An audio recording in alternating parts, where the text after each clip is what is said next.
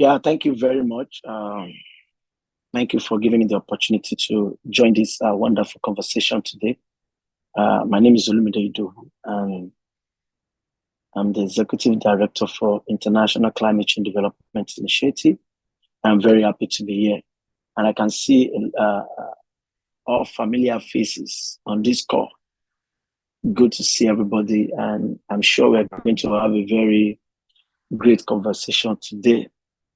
So my presentation, I will be looking at, if it's possible, they can, I don't know if I can share or the host can share from the back end.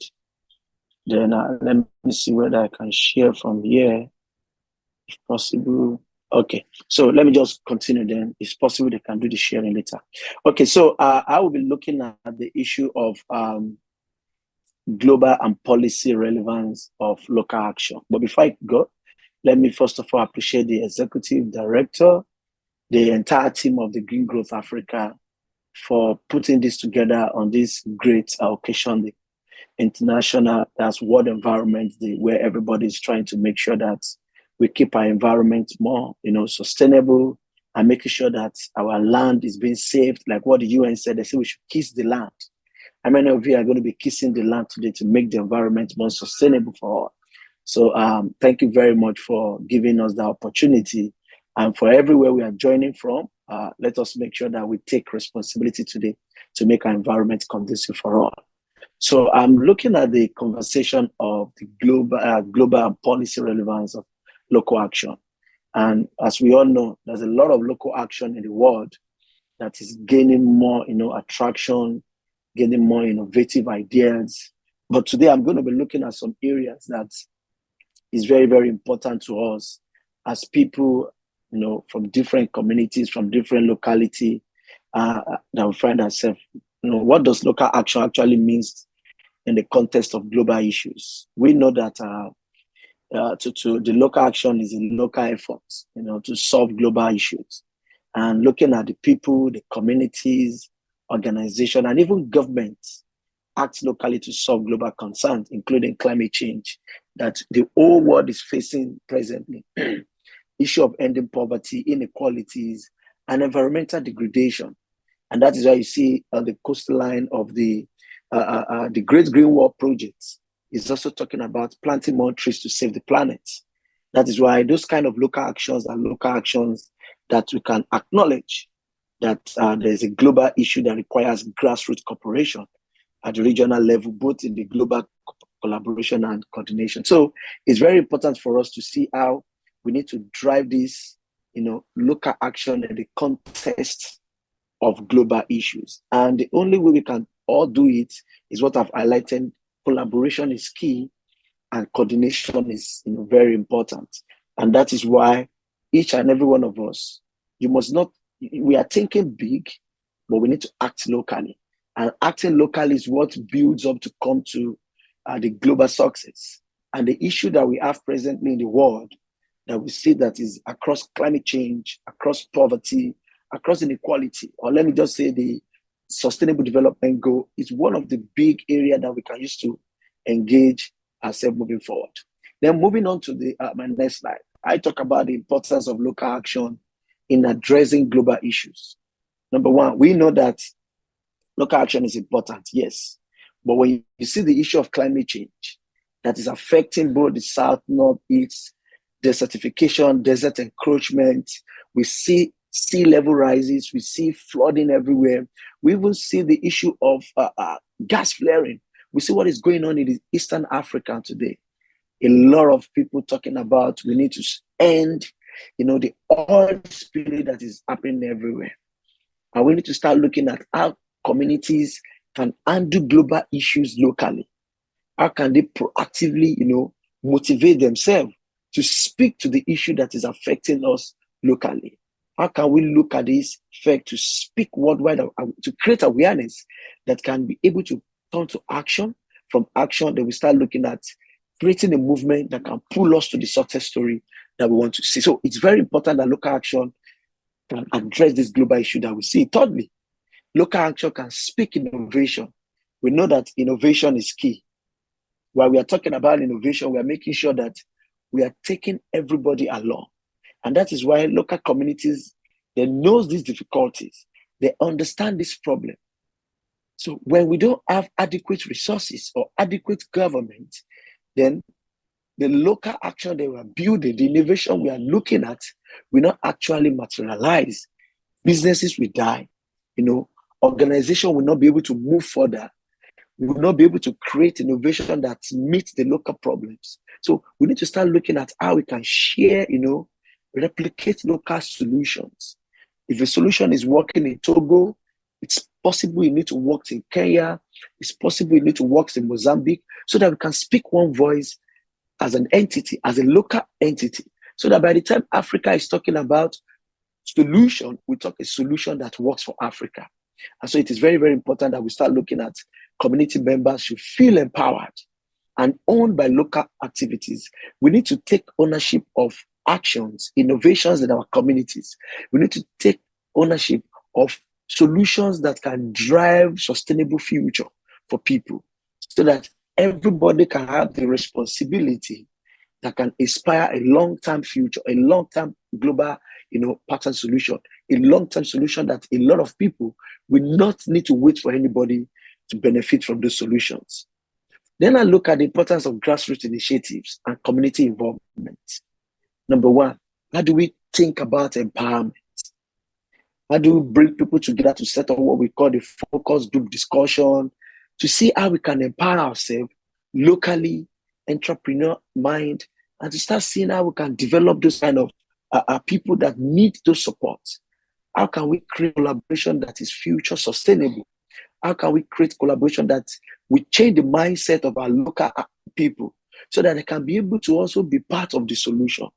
Social capital, how do we build those capital for people? How do we make sure that everybody understand the issues that we are facing in the world? Local knowledge transfer. How many of our local actors, local actions, our grassroots initiative understand knowledge transfer? We need to start taking, cognizance, or taking into cognizance the issue of local knowledge, because local knowledge can also build that advantage of innovation that we are looking at, so that the global issue that we talk about, we start solving from local entity. How do we tailor our solutions to make sure that it meets that woman that doesn't understand English, to meet that woman that cannot speak your language, that can only speak a local language?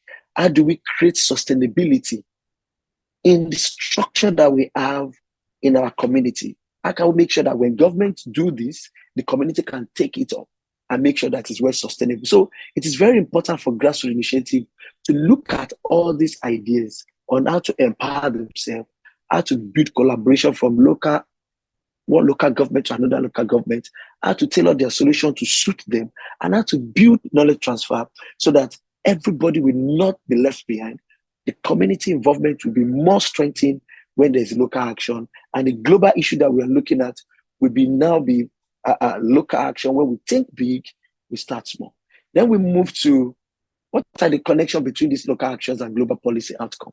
Number one, local action can be influenced by global policy outcome through advocacy and grassroots movement. How many grassroots movements do we have today? How many advocacy have we created to make sure that we are speaking one voice? How many local actions serve as model of pilot projects for global policy implementation?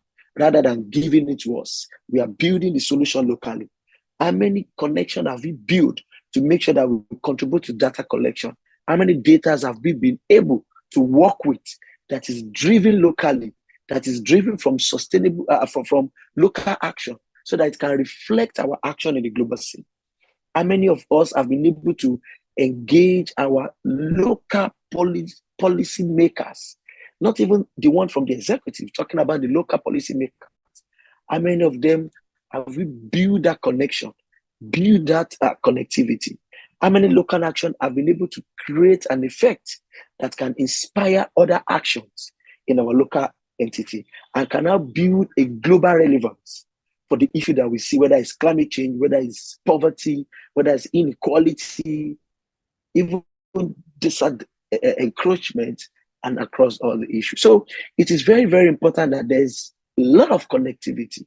There's a lot of connection between this local action and the global policy outcome that we've seen across the value chain. And if we cannot leverage on this, then we are still going to lack the trust of the local people that we see in our community. What are the global challenges we are facing? There's a lot of global challenges that we face.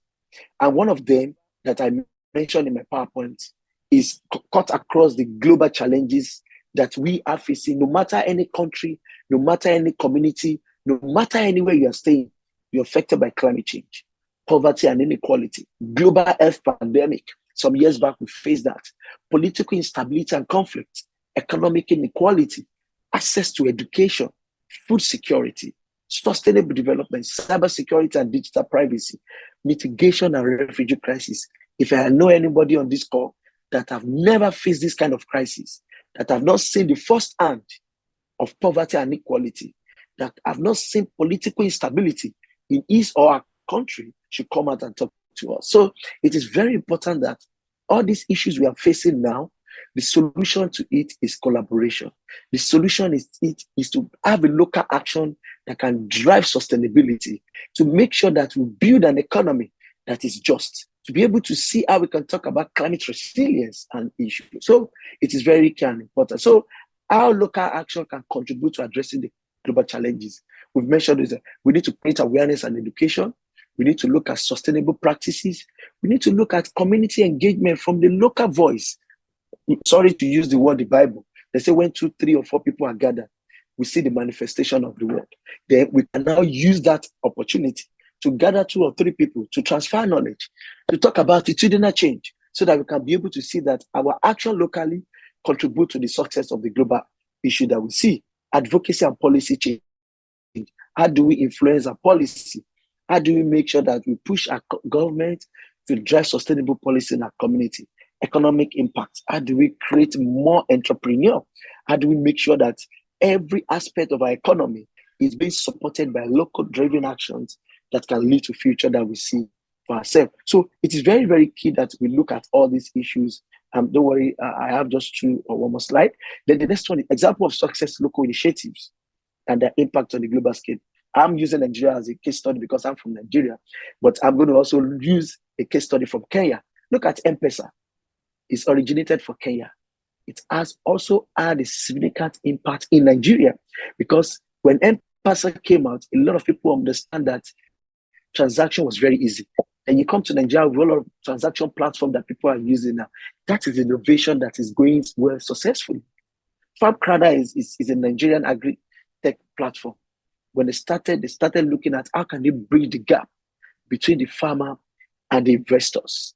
And a lot of supporters, investors comes in to provide a win-win solution for both parties. That is a local driven action. Budgets, a Nigerian civic technological organization that promotes public finance management, transparency, and accountability. How many of us will be able to see how we open our budget to people, how we translate our budget to local people, for them to understand where they go, where they come from. Hello Tractor is an interesting platform I've run in Nigeria. It's also an agri-tech company that provide,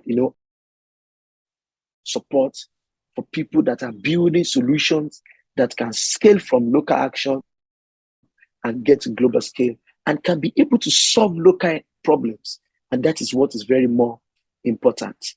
We talk about alignment and coordination. That is why importance of policy support for local action. We need to talk about resource allocation.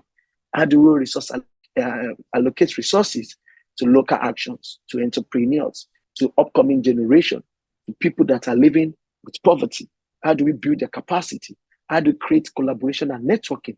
And how do we scale up and replicate actions that I've mentioned in my former slide, that, okay, when we have budget doing this, how can we replicate that action in different countries, in different entities, to make sure that government keeps opening their budget to people to understand what they're spending on them? Benefit of engaging in local actions for both communities and global communities. 1, community empowerment is key, and straight to the government, straight to international cooperation on this call. We need to talk more of sustainable development. How do we develop our people from bottom approach? How do we create social cohesion? Is very key. Networking, create people, connect them, Let them see the advantage in sustainable solution. Let us see how we can balance our economic growth and how we can create a global impact that will solve our global problems. To my last slide, which is an example of improved sustainability, resilience, and community empowerment. We need to see how we can transition to renewable energy source like solar and wind power in every aspect of African countries and can solve our global issues. How can we implement energy efficiency? How can we promote sustainable agriculture? How can we improve our resilience by developing disaster preparedness? How many of us prepare for the upcoming disaster that you are seeing? How many of us have been able to invest in climate resilience? How many of us have been able to implement nature-based solutions that can drive actions for local actions? How many of us have been able to encourage participation, supporting community-led initiative, and promote access to quality education, which is the bedrock of sustainability, which is the bedrock of community-driven and local action? Thank you very much. And I'm very sure that we've been able to see how we can start talking about local action that solve global issues and can build a sustainable future for all. Thank you. Thank you so much, Olumide. And I appreciate, I like, the parts where you were asking us how many people even understand the projects, how do you translate the projects to people in the rural areas, and how the problem really is how to interpret policies in a way that local communities can actually understand what these policies are, what they're expected to do. You have to be able to interpret the vision, the government vision, to groups and to the grassroots, so that they really understand what it is that you're talking about. I see that you put up a Q&A, so I'm going to go on a limb here and say that if people have questions, if you have questions for Olumide, now would be a great time to send them in. Yes, it is important to tackle global climate challenges. I think the problem really is understanding how it impacts on our lives. The last question he asked was, how do we prepare for upcoming disasters? How do we prepare for upcoming challenges? We don't seem to be ever ready here in this part of the world. We don't ever seem to be ready, for disaster. We don't ever think that, natural disasters can happen as a result of climate change. For example, in Nigeria, the rains have been coming, and flash floods. There have been a number of flash floods as a result of these rains. But maybe going too far. I think a few weeks ago, there was a landslide in Papua New Guinea because of the rains, the heavy rains. We've seen heavy rains around the world. We've seen rains. I think Dubai a couple of months ago received 1 year's worth of rains. They would normally receive in a year. They received in just a few hours. Those are climate change disasters that we do not ever prepare for. So it is important to highlight that. Thank you so much, Olumide. If you have questions, now would be a great time. I see people are commending Olumide. That's great. Elvis Omondi says, awesome presentation. We need to take everyone along. That's true. Local community is indeed the root solution for global change. Gertrude, thank you. Someone's talking about the WhatsApp. If you have questions for Olumide, and I encourage the other speakers as well, if they, after your presentation, please don't go. People might have questions for you, and it's been great to have you answer. Be around to answer the questions. I'm still waiting to see if there are any questions for Olumide. I hope we're really following. I know that we were, especially the CSOs, we're following, his presentation, and I know that for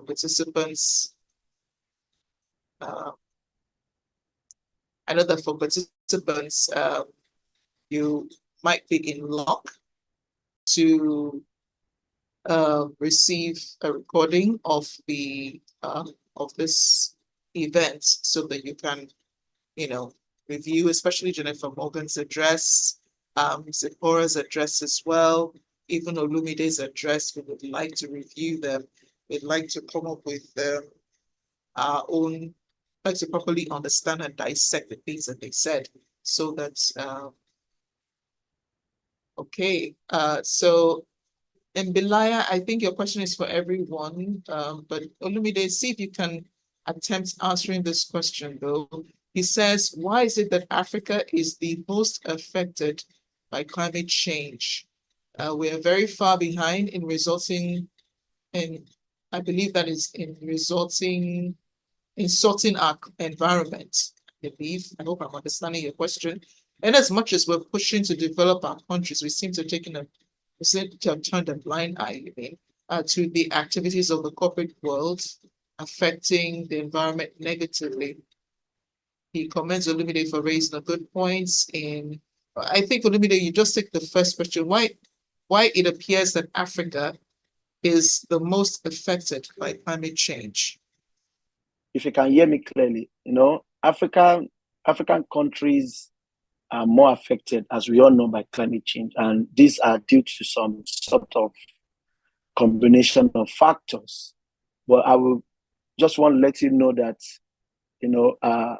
the combination of environmental and social economy, even and infrastructural factors, make African countries more subject to the impact of climate change, and it is crucial for the global efforts for us to address climate change, to prioritize the needs or the vulnerability of African. And also, we should not forget that I may not say I don't want to complain about our government, but I also want to complain about the people. That we, the people, are also one of the contributors of this problem that we see in our society. Because if every one of us can take, personal responsibility, then we'll be able to solve the problem for ourselves. And we need to speak to the people that is, damaging our land. Poverty and socio-economic inequality in Africa, has gone so far, and it has an impact on climate change. Poor communities often, lack of resources to even cope with the extreme weather events, and even environmental degradation, like we're celebrating the World Environment today. We see that the celebration is for us to see how we can, restore our land, how we can make them more, acceptable to people. So,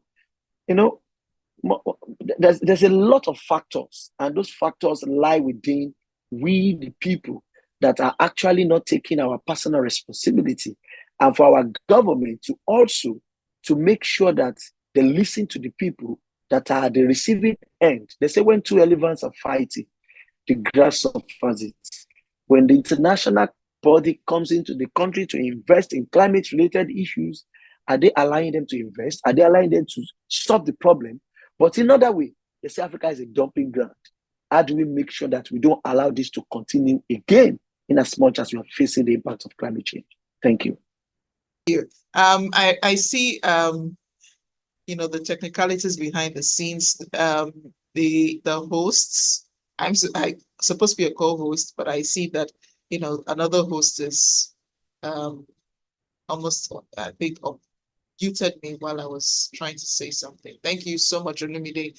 I see that Senna has joined us, but Olumide, since we have you, I think you will have to take some of our questions while we are here. Let's see. I did see a few more questions. Someone asked, how can we bridge the gap between policy formulation and implementation in Africa? Oh, okay. Thank you very much. I think, well, I'm not a policy person, but I will try my best. One thing that we need to know is that to talk about bridging the gap between policy formulation and implementation in Africa, there are a lot of requirements, and those requirements, how do we talk about the strategy approach, and what are the actions needed? How do we make sure that there's a stakeholders engagement in that formulation of that policy? How do we make sure that there are institutional capacity for every individual that is going to be on that platform to make sure that there's a policy that is supporting and implementable? How do we look at the issue of coordinating and cooperation, like I said in my presentation, that we need to understand coordination and collaboration, because policy formulation is not just a day or a week or a month. It's about continuity. And how do we start talking about implementation strategy? So the gap there is for us to see how we can create a resource mobilization for every one of us, or for every stakeholder, to be able to identify where they are, what they need to do, and how that policy can translate into continuity or translate into implementation. And that is why public awareness is very key.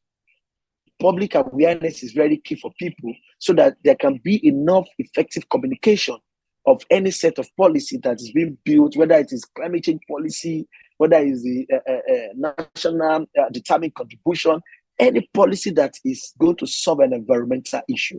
It is very, very important. So by us creating these gaps, then we'll be able to see that there's an effective bridge between our policy formation and policy implementation. And we now see the impact that is going to be more sustainable. The impact is going to address issues that is facing country, or every country in Africa can be able to identify this support or this policy to drive environmental sustainability. Then we now start seeing how to bridge the gap between stakeholders, international body, government, and the local communities. Thank you.